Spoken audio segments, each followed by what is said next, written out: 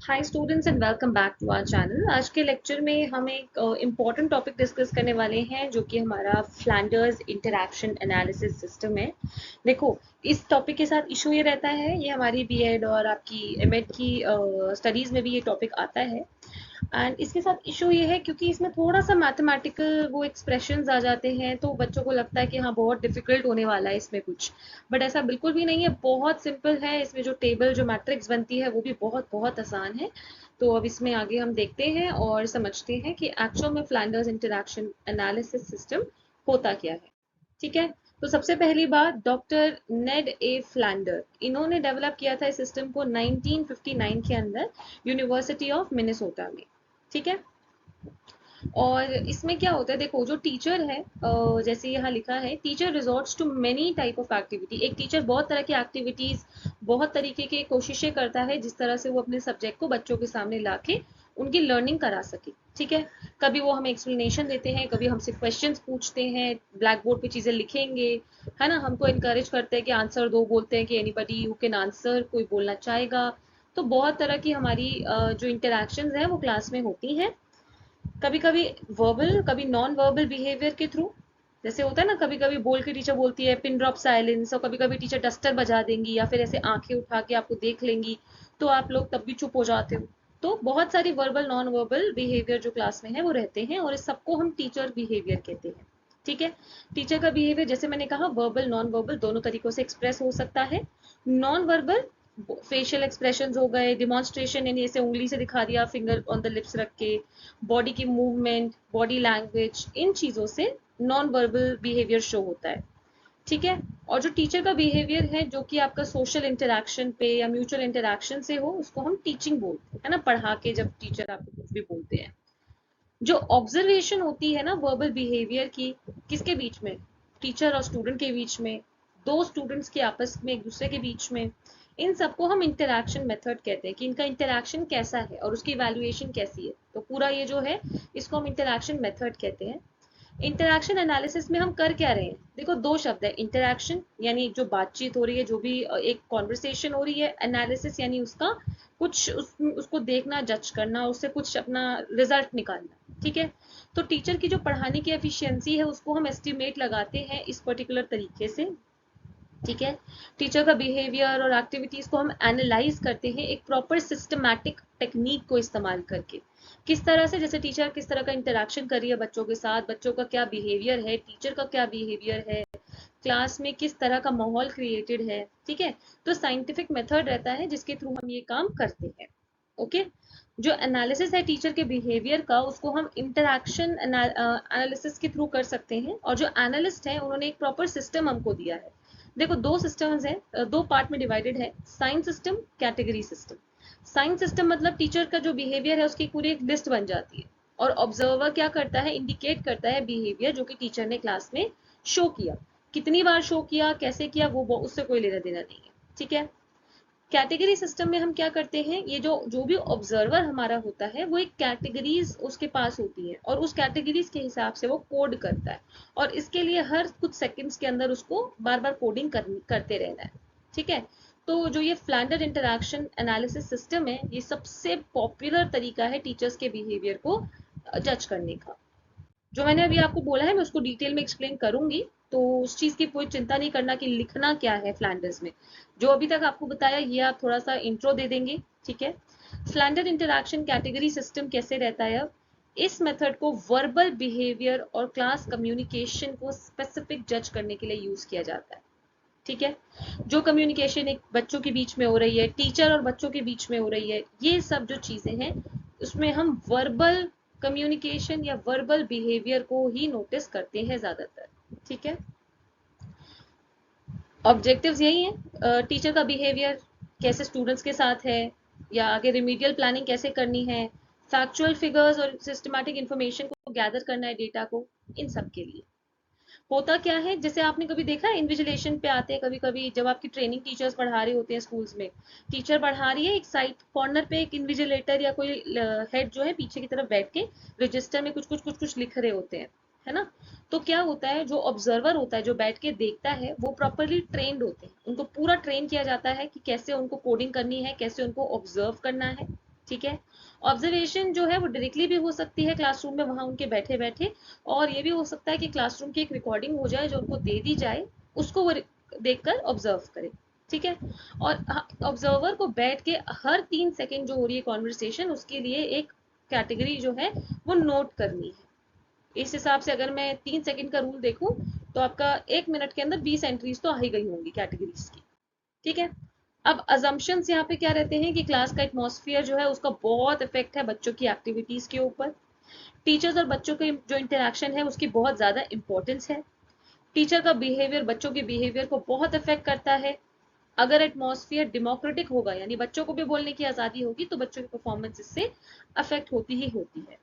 Verbal behaviour ज्यादा credible है, मतलब उस पर ज्यादा रिलाई हम कर सकते हैं। ठीक है। और क्लास का बिहेवियर हम जो है फीडबैक से चेंज कर सकते हैं, और टीचर के बिहेवियर को भी हम एनालाइज कर सकते हैं। फ्लैंडर का जो सिस्टम आप देखते होंगे अपने बुक के अंदर, वो कैसे किया है देखो। फ्लैंडर ने क्लास के बिहेवियर जो कि टीचर और बच्चों का है के बीच है, उसको 10 कैटेगरी में डिवाइड किया है। 10 में से 7 है टीचर्स टॉक, 2 है स्टूडेंट्स टॉक, और एक रहता है साइलेंस एंड पॉज का। देखो एक एक करके पूरा प्रॉपर एक्सप्लेनेशन दे रही हूँ। पहले हम इनडायरेक्ट इन्फ्लुएंस की बात करें, जहाँ पे इनडायरेक्ट इन्फ्लुएंस हो रहा है। जो टीचर स्टॉक है वो 7 जो है ना, वो कैसे डिवाइडेड है, 4+3। 4 इनडायरेक्ट इन्फ्लुएंस के हैं और 3 डायरेक्ट इन्फ्लुएंस के हैं। ठीक है। यानी कैटेगरी नंबर 1, 2, 3, 4 ये हमारे आते हैं इनडायरेक्ट इन्फ्लुएंस में, और 5, 6, 7 हमारी आती है डायरेक्ट इन्फ्लुएंस में। ठीक है। जब भी वो जज कर रहे हैं, जो भी ऑब्जर्वर है, जब वो बैठ के अपना जज कर रहे हैं, तो वो इस इन कैटेगरीज के हिसाब से स्कोरिंग करने वाले हैं अपनी। ठीक है। वो कोड कैटेगरी नंबर 1, नंबर 2 ऐसे असाइन करेंगे। मैं आपको आगे बताऊंगी मैट्रिक्स में, तो आपको और अच्छे से समझ में आएगा। तो सबसे पहली बात, पहली कैटेगरी आती है एक्सेप्टिंग फीलिंग्स। बहुत सिंपल बात है। एक्सेप्टिंग फीलिंग्स का क्या मतलब रहता है? इस कैटेगरी में टीचर जो है सब बच्चों की फीलिंग्स को एक्सेप्ट कर रही है, जो भी वो कहना चाह रहे हैं। ये नहीं उन्होंने कुछ बोला तो पनिश कर दिया कि तुमने क्यों बोला, या चुप रहो। ठीक है। तो अगर ऐसा हो रहा है, फीलिंग्स एक्सेप्ट कर रही है, तो कैटेगरी 1। प्रेज और इंकरेजमेंट, यानी जब टीचर बच्चों की एक्टिविटीज को प्रेज कर रही है ऐसे बोल के कि यस गुड, एक्सीलेंट, या फिर यू वांट टू से मोर, और बोल सकते हो, है ना, ओके प्लीज गो अहेड, ऐसे शब्द बोल के। कैटेगरी 3 होती है एक्सेप्टिंग और यूजिंग आइडियाज। इस कैटेगरी में टीचर जो है उन्होंने बच्चों के आइडियाज को एक्सेप्ट कर लिया है ना, और उन्होंने एक्सप्लेन किया, सजेशंस दिए अपने खुद के वर्ड्स में। Category 4 asking questions. इस कैटेगरी में क्वेश्चंस पूछे जाते हैं, है ना। जैसे टीचर जो है, जरूरी नहीं है कि बच्चे आंसर दे ही पाए, बट टीचर पूछते हैं ना कि do you have any idea about this, anyone would like to speak about it, यानी कोई इस बारे में बोलना चाहेगा, किसी को पता है इसके बारे में। तो इस तरह के क्वेश्चंस पूछ रहे हैं। ये तो हमारे इनडायरेक्ट इन्फ्लुएंस वाली बातें हो गई। ठीक है। या इनडायरेक्ट टॉक वाली बात हो गई। डायरेक्ट टॉक की बात करूं, तो आपकी आता है number 5, which is lecturing. And lecturing में क्या होगा, देखो लेक्चर क्या होता है, this is a kind of verbal interaction. यहाँ पे वर्बल इंटरेक्शन होती है जिसमें इंफॉर्मेशन दी जा रही है। ठीक है। टीचर कुछ चीज समझा रही है। गिविंग डायरेक्शंस का मतलब बच्चों को इंस्ट्रक्ट करना कि all the students will stand in the front row, या फिर sit down and do your work. इस तरह की जब इंस्ट्रक्शंस देती है ना teacher. Criticising and justifying authority, यानी कि इसमें क्या होता है, टीचर क्रिटिसाइज करती है बच्चे को उसके इम्प्रॉपर बिहेवियर के लिए, जैसे आई डोंट लाइक दिस, या get out of the class, be quiet. तो इस तरह की बातें इसके अंदर आ गई। ठीक है। तो हमने ये 7 कैटेगरीज पढ़ ली, ये टीचर टॉक के अंदर आती है। स्टूडेंट टॉक के अंदर जो बातें आती हैं वो हमारी रहती हैं कैटेगरी 8 एंड कैटेगरी 9। 8 मतलब पीपल टॉक रिस्पॉन्स। ठीक है। इसके अंदर क्या होता है, जब टीचर ने क्वेश्चन पूछा बच्चों से, तो स्टूडेंट्स आंसर करेंगे, है ना, और इंस्ट्रक्शन ओबे करेंगे वर्बल मैनर्स में। तो जो भी उनसे रिस्पॉन्सेज उनकी तरफ से आ रहे हैं, वो हमारे पीपल टॉक रिस्पॉन्स हो गए। पीपल इनिशिएशन, इसमें क्या होता है, बच्चे खुद से डिस्कशन शुरू कर देते हैं। फॉर एग्जाम्पल मैंने बोला कि दिल्ली में बहुत आबादी बढ़ रही है, तो ठीक है, अब मैं बस टॉपिक ही शुरू करूँ, बट बच्चे बोले यस मैम, ये जो है हमारी मुंबई में भी बहुत बढ़ रही है, ऐसा हो रहा है वैसा हो रहा है। तो ये हो गई हमारी पीपल इनिशिएशन। ठीक है। तो टीचर कहीं उन चीज को वो बोलने लगे और बंद करा दें, ऐसा हो जाए कभी, या फिर टीचर उनको बोलने दे रही है। तो ये कैटेगरी 8 और 9 हो गई। कैटेगरी 10 में हमारा साइलेंस या कंफ्यूजन। इस कैटेगरी में क्या होता है, बिल्कुल शांति है। बहुत बार ऐसा होता है ना कि बच्चे एकदम से मतलब कुछ बोल नहीं रहे क्लास में, एकदम साइलेंस की सिचुएशन है। जब क्लास में टीचर एंटर करती है एकदम शुरू में यही सिचुएशन रहता है ना, एकदम, क्योंकि तब लेक्चर शुरू नहीं हुआ है एकदम इमीडिएटली, और जब लेक्चर फिनिश होता है तब भी। ठीक है, ये कैटेगरी 10 हो गया। अब होता क्या है, कोडिंग का तरीका क्या है, 10 कैटेगरीज हैं जो फ्लैंडर ने दी हैं।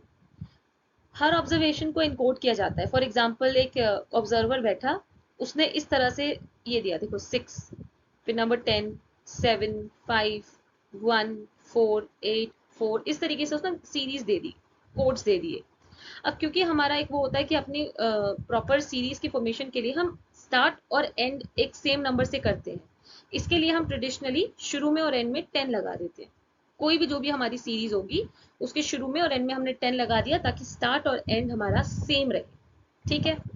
और ऑब्जर्वेशन के दौरान जो हमने सीरियल नंबर्स लिए थे, इनको हम एक 10 by 10 की टेबल में डालते हैं, जिसको हम मैट्रिक्स बोलते हैं। ठीक है। अब देखो मैंने ये 6 से लेके 4 तक की जो सीरीज थी, उसके आगे और उसके पीछे 10 लगा दिया। अब बनते हैं पेयर्स।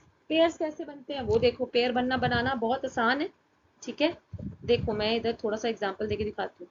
पहले हमने बनाया 10, 6, ये मेरा पहला पेयर आ गया 10 and 6। उसके बाद ये जिस पे एंड किया था उसी को पकड़ो, 6, 10। फिर जिस पे एंड किया 10 पे उसको पकड़ो, 7, 5, सॉरी 10 and 7। 10 and 7 हो गया। अब 7 को पकड़ लो, 7, 5, इस तरीके से 5, 1, 1, 4, 4, 8, 8, 4 एंड 4, 10। समझ में आया? मतलब जो दूसरा नंबर है वही सेकंड पेयर का फर्स्ट नंबर बन जाने वाला है। इस तरीके से हमने पेयर्स अपने यहाँ पे जो है, सॉरी, जो अपने पेयर्स हैं वो हमने इस तरीके से यहाँ पे क्रिएट कर लिए हैं। ये मेरे सारे के सारे जो हैं मेरे पेयर्स आ गए। इतनी बात समझ में आई पेयर्स कैसे बनाया? ये भी समझ में आया कि शुरू में और लास्ट में हमने क्या लगा दिया, 10 लगा दिया। तो ये बातें यहाँ तक की आई होप आप लोगों को क्लियर हो गई होगी। ठीक है, आगे बढ़ते हैं। अब इसको मैट्रिक्स में कैसे हमें डिपिक्ट करना है। देखो ये मेरी मैट्रिक्स है, बड़ी सिंपल बात है, 1 से 10 तक की गिनती लिखी है और कुछ नहीं है।